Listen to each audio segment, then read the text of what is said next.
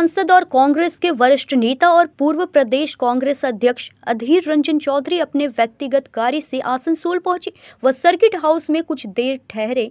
इस मौके पर पत्रकारों से बात करते हुए उन्होंने पश्चिम बंगाल की वर्तमान स्थिति पर अपनी बेबाक राय जाहिर की।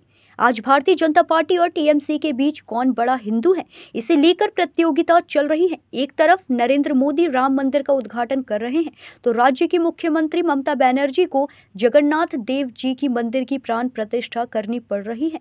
उन्होंने कहा कि हम अब तक जानते थे कि ईश्वर कहिए या अल्लाह, उन्होंने हमें प्राण दिया है, लेकिन आज की तारीख में हमें ऐसे दो नेता मिले हैं जो ऊपर वाले में प्राण प्रतिष्ठा कर रहे। अधीर चौधरी ने कहा कि यह सिर्फ 2026 के बंगाल विधानसभा चुनाव से पहले लोगों को भ्रमित करने की एक चाल है।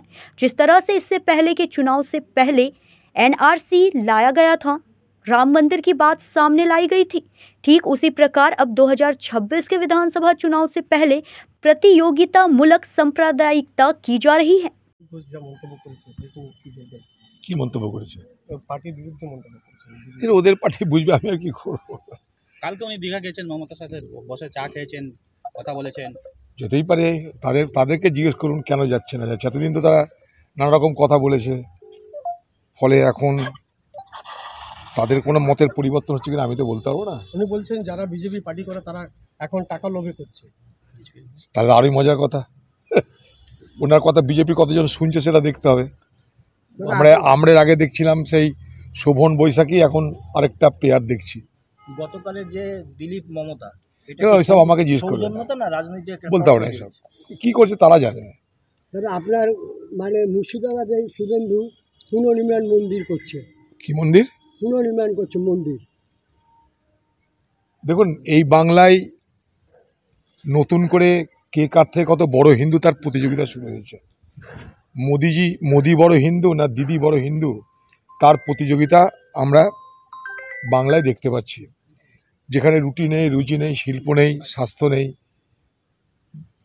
যেখানে যুবক যুবতীদের চাকরি হারাতে হয়, আরজি করের মতন বিভৎস ঘটনা ঘটে, সেই রাজ্যে সব কিছু বাদ দিয়ে বাংলার মুখ্যমন্ত্রী এখন ঘরে ঘরে জগন্নাথের প্রসাদ পাঠাবে। দুয়ারে জগন্নাথের প্রসাদ চলে আসবে এরপরে আরেকটা প্রকল্প। তো আমাদের জগন্নাথের প্রসাদকে পেট ভরবে না আমাদের রুটি রুজি শিল্প দরকার, চাকরি দরকার, ব্যবসা দরকার? একটা মানুষ, বাংলার মানুষ তা নিশ্চয়ই ঠিক করবে।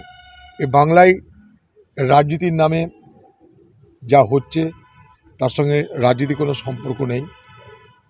শুধুমাত্র ভোটের রাজনীতি করার জন্য এই বাংলার সাধারণ মানুষকে বিভাজিত করা হচ্ছে ধর্মের নামে। অর্থাৎ বাংলা ক্রমশ আরও তীক্ষ্ণ সাম্প্রদায়িক সমীকরণের পথে এগোনোর চেষ্টা করানো হচ্ছে এই দুই দলের পক্ষ থেকে। ফলে বাংলার মানুষকে আগামী দিনে এই দুই দল যদি থাকে বাংলায়, তাহলে আরও বেশি অশান্তি এবং সাম্প্রদায়িক সম্প্রীতির অভাব হবে, এই আশঙ্কা আমাদের আছে। আপনারা তো দীর্ঘদিন ধরে বলছিলেন कि टीएमसी। आसनसोल से सत्यनारायण सिंह की रिपोर्ट।